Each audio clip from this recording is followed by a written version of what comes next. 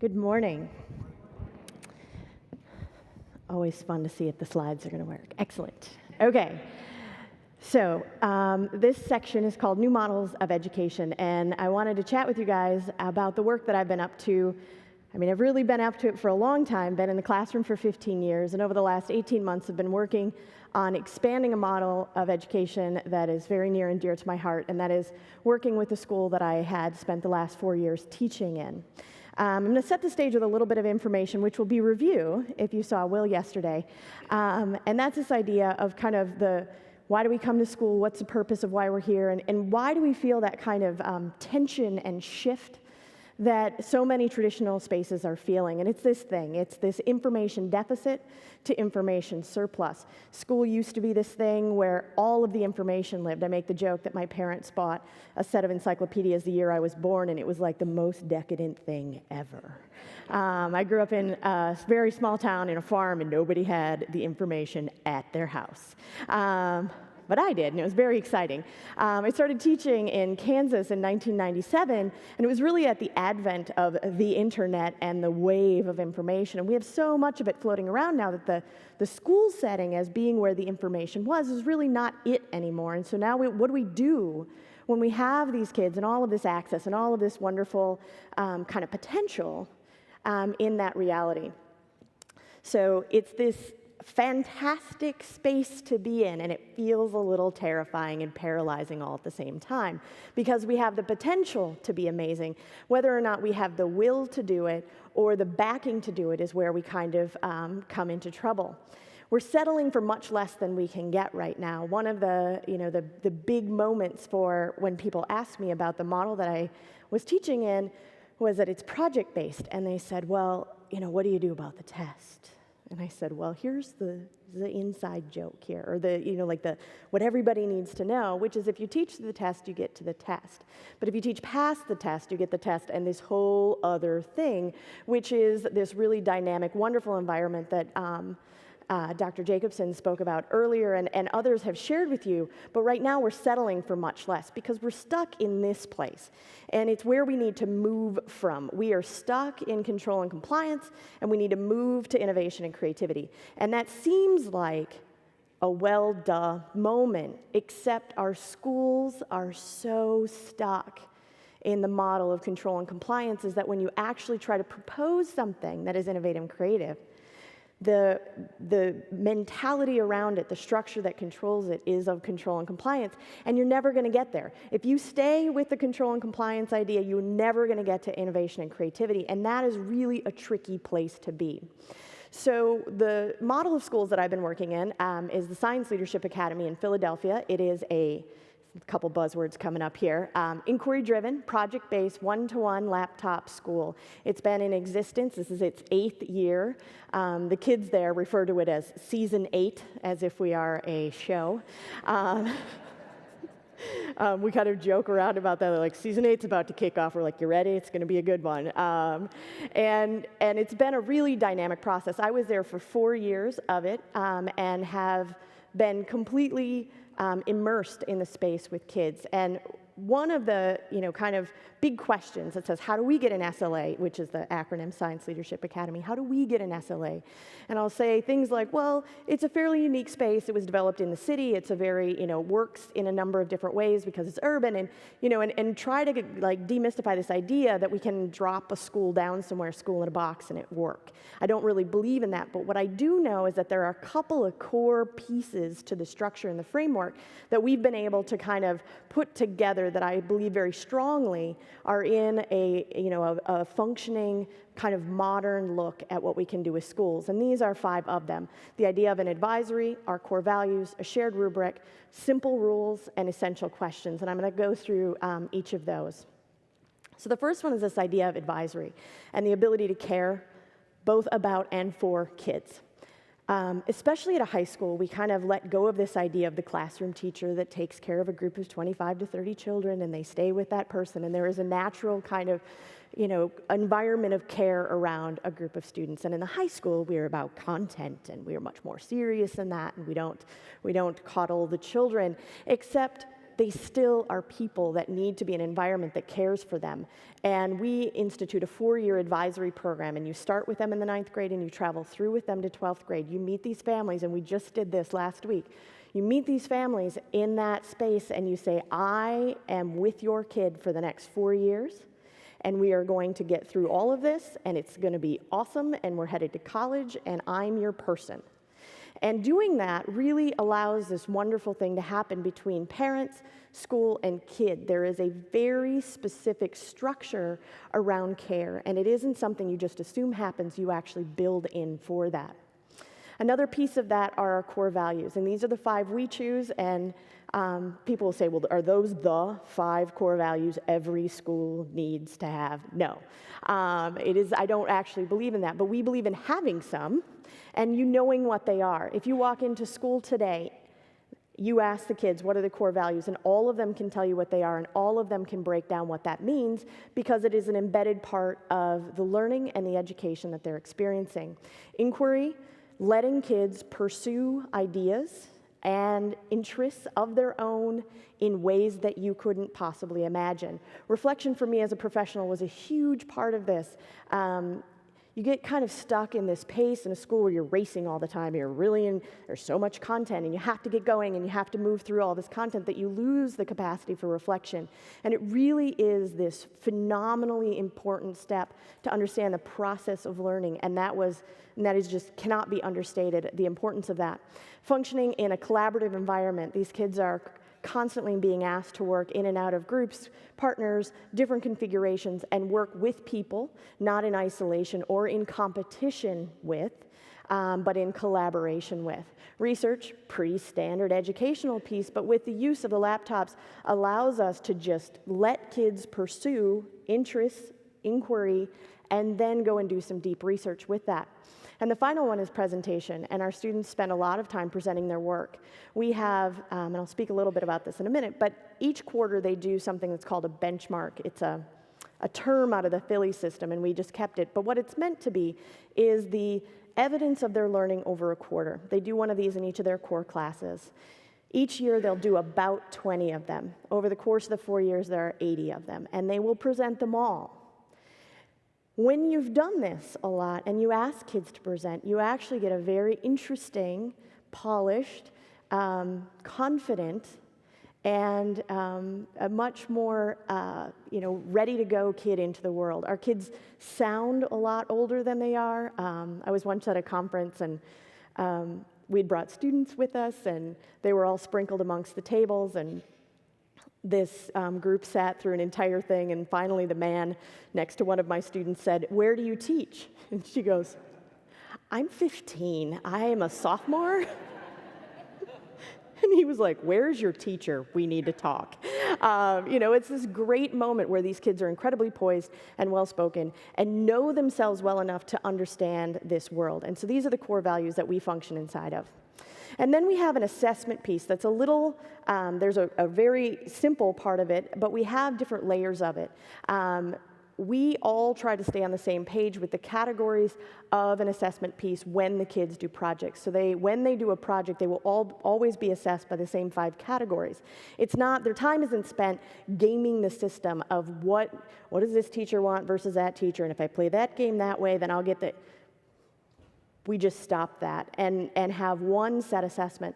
We also do narrative-based assessments, which are writing about kids and their progress. That is shared with parents and advisors in a mediated setting where the advisors sit down with the parents, look at all of the narratives that the teachers have written, and talk about the progress of the student, very student-led kind of conference. And then we also do a version of standards-based grading so that we understand how their skills are progressing. So there's a robust assessment piece, but it doesn't look like the multiple-choice Scantron version of assessment that many of us see. Another key component of this is the rules, and these are them, and there are only 3. And it is a really interesting thing. We just started, and I'll mention it a little bit more later, but we just started a second campus. And the group of teachers that came in said, okay, those are the rules. But then they started drafting their classroom policies. And I had to go back several times, and it was a very fascinating process for me because I had lived inside of this thing that had grew up organically around these 3 rules, and we trusted them, and everybody kind of embraced it, and that's the way it was. And it occurred to me that many teachers have functioned in a system where they say, these are the rules, but you know darn well you've got to have your own battle plan because it isn't what actually happens.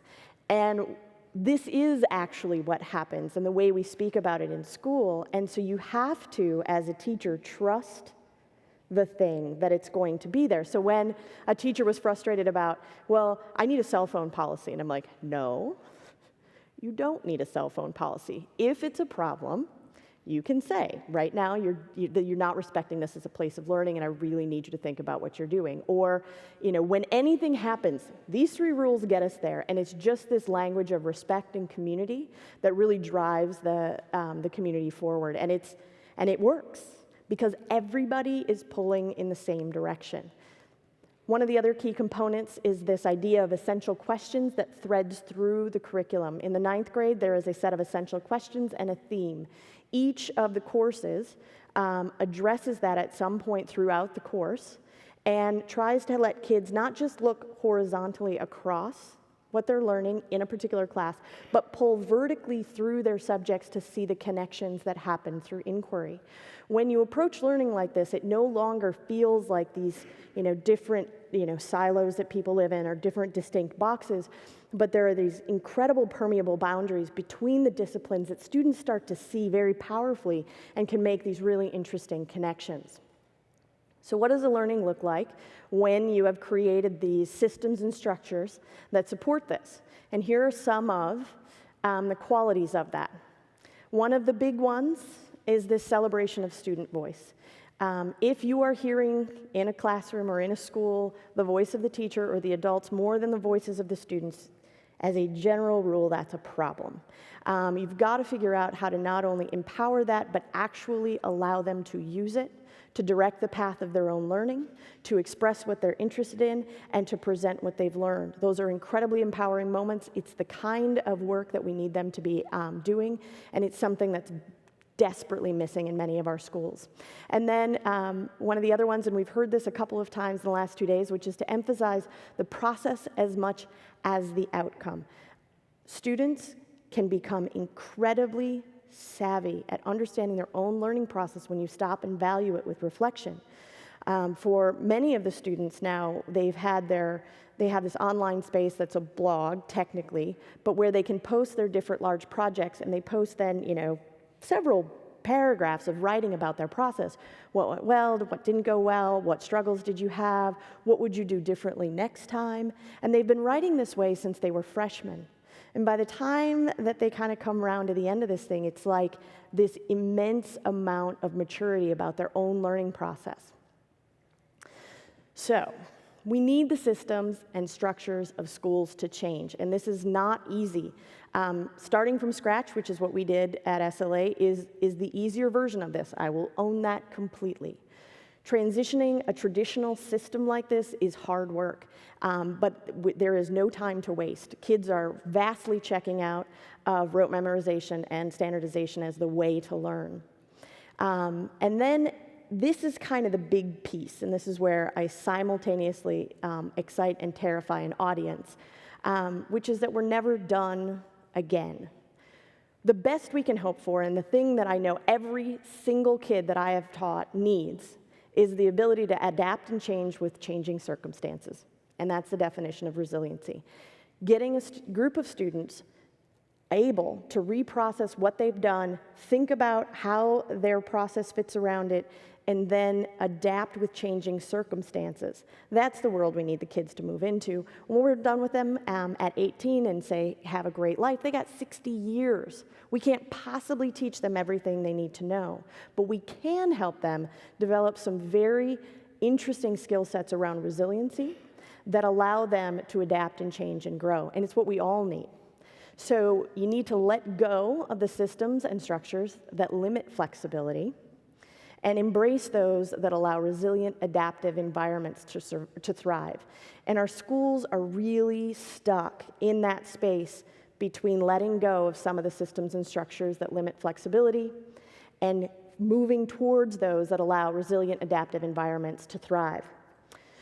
So what happens once you've done this for a few years? And I'm going to run you through a few stories here at the end of students that I had, both the ability to see present and teach over a number of years. At the end of the 4 years with our students, they have a challenge, and it's kind of like the 20% time and very unscripted time. Basically, they come into their senior year and you say, you have 2 hours release time on Wednesdays every week to work on your capstone project. You can do whatever you want within the legal limits and present your learning at the end of the year. And this past year, we had finally been able to, all of the students present. So 125 presentations take place in the final 3 days of school before graduation, and all kids have a 20-minute panel where they defend, where they present their learning and take basically ownership over the process of what they did and share that with the school and the community. But this year we were able to also give them a little bit of a larger stage for the students that wanted to do that. And I'm going to tell you a few of their stories. This is Martha, and Martha wanted to do a 60-minute documentary about this dance group that she was part of because she felt passionately that their story should be told. And she stood up there and she said, I was so sure I was going to have 60 solid minutes of awesomeness at this point in time, and I got 6 minutes, and it's good. But really went through the reflective process. This is Manna Simone Middlebrooks. I would tell you to write the name down because this kid is unreal. She had an idea that came out of her National History Day project. She thought about it for a while and then started thinking about those ideas that came out of that should be a play. She was a playwright. She, for her capstone, wrote a play, cast it at school, found a theater in Philadelphia that would allow her to put that play on, and had a weekend show of her play. Abe Musselman was very into music and we had a very fledgling music program, yay, public education and the cutting of the arts. But this kid was like, I really want to leave something behind, and so he had taken on the music project and done a lot of work with that. Jen made a mosaic of the city skyline, and it sits at school as an art piece. But what's fascinating about this is Jen is a journalist and an athlete and a phenomenal student who said, we all thought she was going to do a journalism project, and she said, I just need to do something else that's creative, and I have this great idea, and I want to do this. And so Jen made this beautiful mosaic, and it hangs at school as an art piece. These 3 gentlemen became very fascinated by astronomy as a part of their freshman courses, and then over the next several years started presenting at national conferences and working with the Franklin Institute, which is one of our partners, to teach more about astronomy. And I don't know if you can see this very clearly, but they're all in suits. They took on a very adult persona when they became presenters, and just love sharing that information. Can you guys see what's on that slide there with Catherine? Soap history. That says soap history, and it is fascinating that a 17-year-old girl would spend a portion of her life learning about soap history, but she got fascinated. She thought she was going to do makeup, and then she went, actually, I wanted to learn about clean skin, so then I did this other thing, and I started to think about soap. So I started to look at soap history, and I'd be sitting there going, I would never in a million years have guessed a 17-year-old girl would have done that. And this is an engineering project that was about spinning up energy from kicked soccer goals. And this was one of the final ones, which was Surge. This is what I tweeted immediately after that. Always humbled when a high schooler presents their learning, and I am desperately trying to keep pace with the content. He lost me in the first 30 seconds. So we believed in this model so much, and we were so taken with the learning of the kids that we're opening more schools in this model. We just opened our second school 9-10 days ago, and it's up and running. And I'll offer this as my final thought, which is there is no one right way. You're hearing a lot of ideas. There is no silver bullet. There is no perfect answer to this. This work is incredibly hard. But we are right on the edge of creating these vastly transformational spaces for students and learning. This is what learning for the modern age can look like, and these are the classrooms we need. Thank you for your time.